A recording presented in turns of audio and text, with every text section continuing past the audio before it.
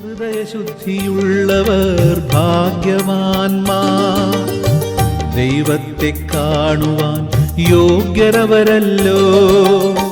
നാഥനിതാ തൻ ഹൃദയം മാതൃകയായി നൽകുന്നു.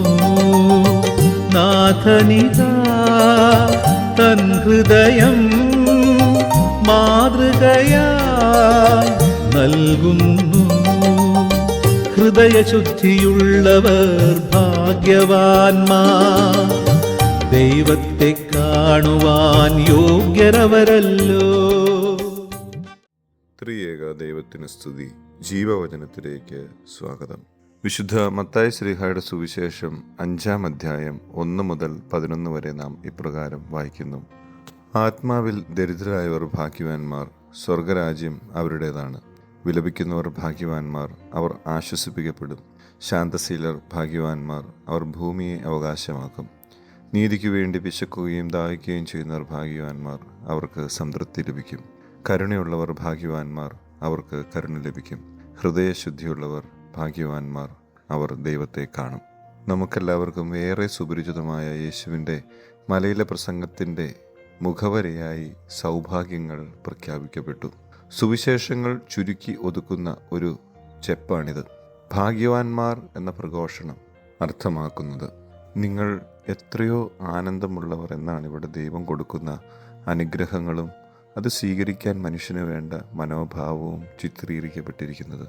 6-ാമത്തെ സൗഭാഗ്യത്തിൽ നമുക്ക് വ്യക്തമായി പറഞ്ഞു തരുന്നത് ഹൃദയശുദ്ധിയുള്ളവർ ഭാഗ്യവാന്മാർ, അവർ ദൈവത്തെ കാണും എന്നുള്ളതാണ്.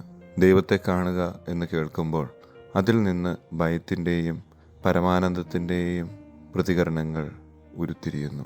ഒരു വശത്ത് ദൈവത്തെ കാണാൻ മനുഷ്യൻ ഭയപ്പെട്ടിരുന്നു. എന്തുകൊണ്ടെന്നാൽ ദൈവത്തെ കണ്ടാൽ പിന്നെ മനുഷ്യർ ജീവിക്കുക ഇല്ല എന്ന് എഴുതപ്പെട്ടിരിക്കുന്നു. ദൈവത്തെ കാണാനുള്ള മനുഷ്യൻ്റെ ഭയം താഴെ കൊടുത്തിരിക്കുന്ന വചനങ്ങളിൽ നമുക്ക് കാണാം. പുറപ്പാട് 3:6 മോശ മുഖം മറച്ചു, ദൈവത്തെ കാണാൻ അവന് ഭയമായിരുന്നു. ന്യായാധിപർ 13:22 മനോവ ഭാര്യയോട് പറഞ്ഞു, ദൈവത്തെ കണ്ടതുകൊണ്ട് നാം തീർച്ചയായും മരിക്കും. അതുപോലെ യെശയ്യാ 6:5 നാം ഇപ്രകാരം വായിക്കുന്നു, എനിക്ക് ദുരിതം, ഞാൻ നശിച്ചു, എന്തെന്നാൽ സൈന്യങ്ങളുടെ കർത്താവായ രാജാവിനെ എൻ്റെ നയനങ്ങൾ ദർശിച്ചിരിക്കുന്നു. യെശയ്യായെ ദൈവം വിളിക്കുമ്പോഴാണ് ഈ വിഷമം പറയുന്നത്. മറുവശത്ത് ജനങ്ങൾ ദൈവത്തിൻ്റെ മുഖം കാണാൻ ആകാംക്ഷയോടെ ആഗ്രഹിച്ചിരുന്നു. മനുഷ്യൻ്റെ ആത്യന്തികമായ ആഗ്രഹവും ദാഹവും അതിനുവേണ്ടിയാണ്. മോശ ദൈവത്തോട് പറഞ്ഞു, അങ്ങയുടെ മഹത്വം എനിക്ക് കാണിച്ചു തരണമെന്ന് ഞാൻ അപേക്ഷിക്കുന്നു. എൻ്റെ മഹത്വം നിന്റെ മുമ്പിലൂടെ കടന്നു പോകും. നീ എൻ്റെ മുഖം കണ്ടുകൂടാ, എന്തെന്നാൽ എന്നെ കാണുന്ന ഒരു മനുഷ്യനും ജീവനോടെ ഇരിക്കുകയില്ല എന്ന് ദൈവം മോശയ്ക്ക് മറുപടി നൽകി. അതുപോലെ നിരാശനായ ഏലിയ 40 ദിവസങ്ങൾ തുടർച്ചയായി ഹൊറബ് മലയിലേക്ക് പലായനം ചെയ്യുകയായിരുന്നു. അവസാനം അദ്ദേഹം ദൈവത്തിൻ്റെ മുമ്പിൽ എത്തി നിന്നു. മനുഷ്യൻ്റെ എല്ലാ ആഗ്രഹത്തിൻ്റെയും അഭിലാഷങ്ങളുടെയും ആത്യന്തിക ലക്ഷ്യം ദൈവത്തിൻ്റെ മുഖദർശനമാണ്.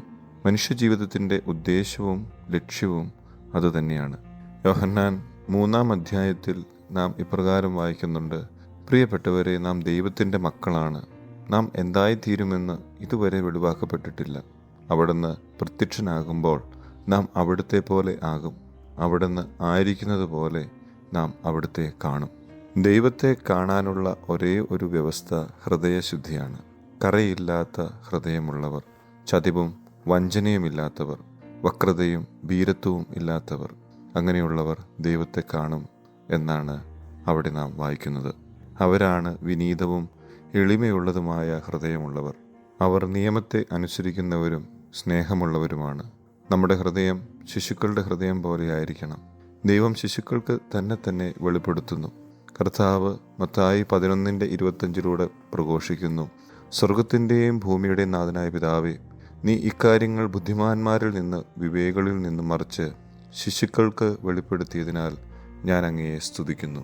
ഹൃദയശുദ്ധിയുള്ള ഒരു ഹൃദയം ഉണ്ടാകുവാൻ ഹൃദയത്തിൽ വിശ്വാസവും സ്നേഹവും എളിമയും നിറയണം. അങ്ങനെയെങ്കിൽ ദൈവത്തിൻ്റെ മുഖം എവിടെയും നമുക്ക് കാണുവാൻ കഴിയും. ഈ ലോകത്ത് നിന്ന് നാം മാറ്റപ്പെടുന്നതിന് മുമ്പ് തന്നെ നാം ആ മുഖം കാണും.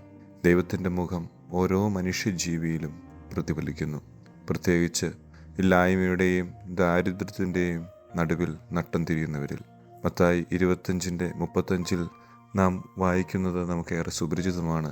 ഞാൻ വിശക്കുന്നവനായി വന്നു, നീ എനിക്ക് ഭക്ഷണം തന്നു. ഇത് പറഞ്ഞതും കർത്താവ് തന്നെയാണ്. നോമ്പിൻ്റെ ഈ നാളുകളിലൂടെ നാം യാത്ര ചെയ്യുമ്പോൾ നമ്മളുടെ ജീവിതങ്ങളിൽ ഹൃദയശുദ്ധി ഉണ്ടോ? അഥവാ നാം ദൈവസന്നിധിയിൽ പൂർണ്ണ വിനയത്തോടെയും നമ്മുടെ പ്രവൃത്തികളിലൂടെ ക്രിസ്തുവിനെ മറ്റുള്ളവർക്ക് കാണിച്ചു കൊടുക്കുവാനും നമുക്ക് സാധിക്കണം.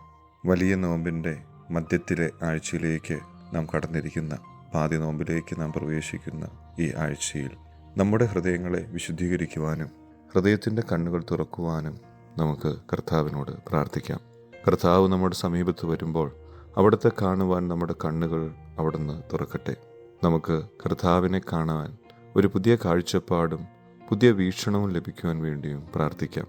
അങ്ങനെ അവിടുത്തെ നന്മയും സമാധാനവും ശാന്തിയും നമ്മിൽ നിറയട്ടെ.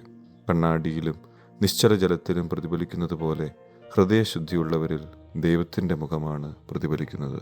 ദൈവസന്നിധിയിൽ വെടിപ്പോടും വിനയത്തോടും കൂടെ നിൽക്കുവാനും നമ്മുടെ കഴിഞ്ഞ കാലങ്ങളിൽ നമ്മുടെ ജീവിതത്തിൽ വന്നു പോയിരിക്കുന്ന സകല പാപങ്ങളെ ഏറ്റുപറഞ്ഞ് ദൈവസന്നിധിയിൽ അനുതാപത്തോടെ അടുത്തു വരുവാനും ഈ നോമ്പിൻ്റെ കാലഘട്ടത്തിൽ നാം ഓരോരുത്തർക്കും ഇടയാകട്ടെ എന്ന് മാത്രം പ്രാർത്ഥിച്ച് ആശംസിച്ച് നിർത്തുന്നു.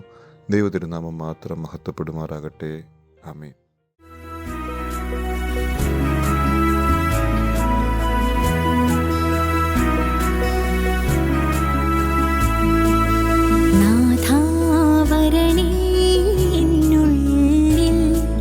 സ്നേഹം ചൊരിയൂ നിൻ സ്നേഹം കൃപ തൻ